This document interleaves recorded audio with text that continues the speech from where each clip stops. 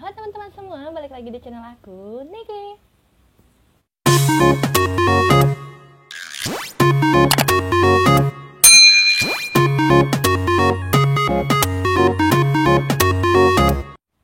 Di video kali ini, Niki mau share ke kalian semua mengenai 8 fakta tentang operasi sesar. Kalau misalkan kalian penasaran, stay tune terus ya. Fakta yang pertama, operasi sesar tetap melibatkan vagina. Loh, kok vagina sih, Kak? Kan operasi sesar itu lewat perut, nggak lewat vagina. Nah, di sini aku mau jelasin ke kalian sedikit tentang sebelum operasi sesar itu dimulai, kita itu harus bersih dan harus steril ya dari kuman-kuman. Nah, kenapa tetap melibatkan vagina? Karena sebelum operasi dimulai, kita itu harus dibersihkan atau dicukur untuk yang punya rambut-rambut halus ya di bagian kemaluan. Terus setelah si rambutnya itu dicukur habis atau botak, itu nanti langsung dikasihkan betadine ya di situ tuh.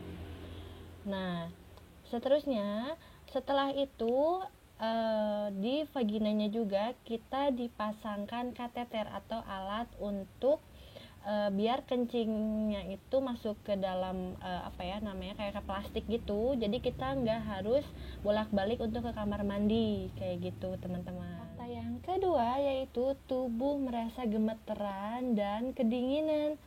Kenapa? Karena yang pertama itu mungkin karena kitanya juga takut gitu ya untuk masuk ke ruangan operasi sesar. Terus, nah di dalam ruangan itu kita harus tidak memakai baju apa-apa kecuali pakai baju yang warnanya hijau atau kain hijau itu.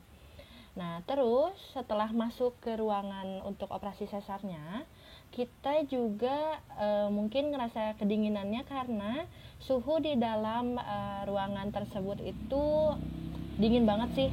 Tapi aku lupa itu berapa derajatnya, yang pasti itu dingin banget dan sampai gemeteran, sampai mulut tuh kalau orang kedinginan kan kayak gitu tuh, kayak gitu rasanya. Yang ketiga yaitu perut tuh terasa kayak ditarik-tarik kayak gitu ya. Nah, kok bisa sih meskipun kita kan di bios lokal ya, tapi kerasa dan kedengeran gitu, gerak gerak gerak gitu loh. Nah, meskipun kita kan di bius lokal, berarti kan cuma setengah badan ya, kalau dari dada ke bawah itu di bius, kalau di atas masih bisa ngelihat nih.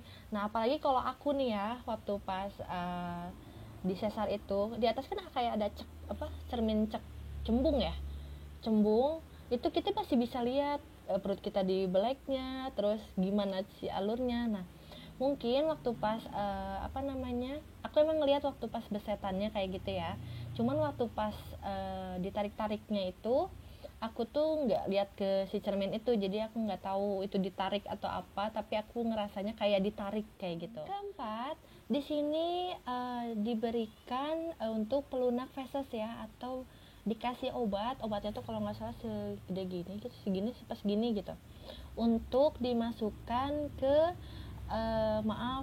belakang, itu dimasukin gitu, bisa gini dituk gitu biar bisa pup. Karena yang aku rasain gitu ya, untuk pup itu susah, apalagi untuk ngedennya kayak gitu. Kadang-kadang kan kalau misalkan susah kita suka ngeden gitu ya, nah itu tuh susah banget. Makanya kenapa orang-orang yang operasi sesar itu biasanya dikasih pelunak feses itu.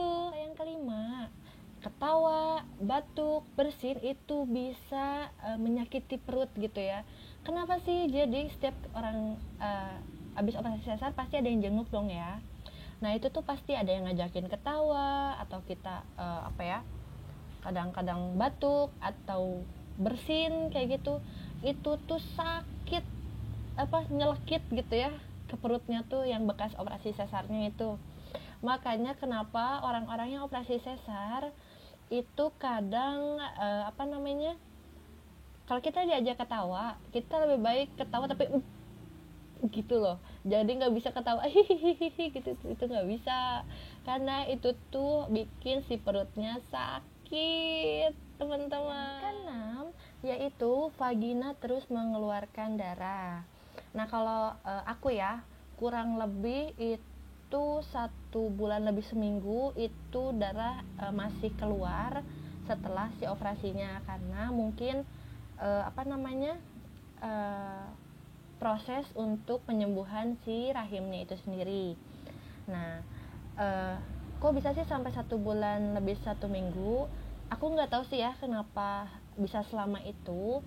Tapi kalau kalian tahu, nggak yang kayak pendarahan banyak kayak gitu, nggak. Kalau misalkan kalian perempuan pasti tahu kalau yang hari ke-6 atau hari ke-7 itu yang tinggal samar-samar tipis-tipis kayak gitu. Nah, kayak gitu si darahnya itu. Yang ke-7 yaitu setelah operasi sesar kita tetap harus olahraga ya teman-teman ya. Karena untuk masa pemulihan si luka operasi sesarnya itu kita harus olahraga ringan. Misalkan kayak belajar jalan ya. Karena kan kalau misalkan si luka operasinya itu masih basah, itu kita coba untuk berdiri terus jalan-jalan di rumah aja. Kalau misalkan kalian gak kuat untuk jalan langsung misalkan dari depan misalnya dari tempat ini ke depannya, itu kalian bisa kayak ngerambat dulu gitu ke pinggir-pinggir.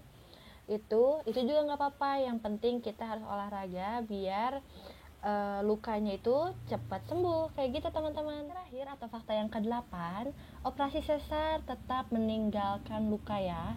Jadi orang yang operasi sesar pasti bakal punya tanda atau punya cirinya masing-masing.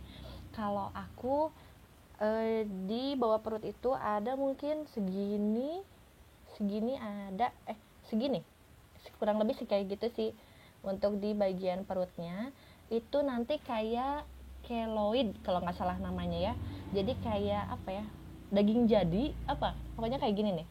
Nah, nanti itu kayak gini si bekas lukanya tuh. Atau misalkan nanti kalau aku nemu, nanti aku taruh di sini ya.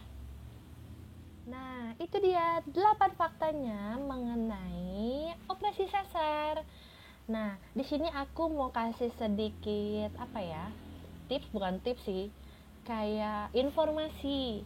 Ingat, operasi sesar itu nggak kayak di film-filmnya teman-teman ya, yang bisa seenak kita didampingi suami, atau misalkan bisa pulih dengan cepat. Misalkan hari ini sesar, besoknya udah bisa jalan-jalan kayak gitu, nggak kayak gitu ya. Tapi oh iya, aku cuma mau ngasih tahu untuk kalian semua yang di luaran sana, mau operasi normal atau operasi sesar itu sama aja ya.